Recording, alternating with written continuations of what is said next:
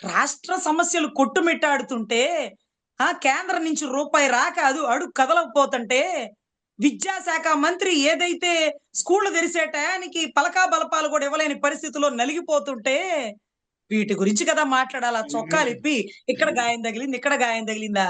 29లో హ్మ్. చూపించుకోవడానికి ఆయన్ని కూడా మెగల్నిచ్చేటట్టుగా లేరుగా? మెగల్నిచ్చేటట్టుగా లేరుగా? మీ పబ్లిసిటీ కోసం ఆయనేమన్నా జేస్తారేమో స్వామి.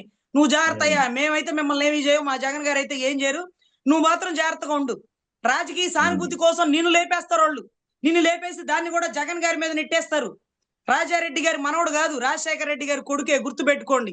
రాజారెడ్డి గారి మనవడైతే మీరు మీడియాలో మాట్లాడడానికి మైకులుండరు. మాట్లాడే వాళ్ళు ఉండరు. ఇలా చూపించుకోవడానికి మనుషులు గూడా ఉండరు. హ్మ్. ఆయన ఆ విధానంలో పోకూడదనుకున్నాడు కాబట్టే గొప్ప గొప్ప సంస్కరణలు తీసుకొచ్చి డిజిటల్ బోర్డులు తీసుకొచ్చి, బూట్లు తీసుకొచ్చి, బ్యాగులు తీసుకొచ్చి, డిక్షనరీలు తీసుకొచ్చి, ఆర్‌ఓ వాటర్‌లు తీసుకొచ్చి, విద్యని హ్మ్. ముందుకు తీసుకొస్తూ గవర్నమెంట్ స్కూల్ పిల్లల్ని దేశ విదేశాలకు తిప్పుతున్నాడు. రాజారెడ్డి గారి మనవడు గాదు. రాజశేఖర రెడ్డి గారి కొడుకే గుర్తుపెట్టుకోండి.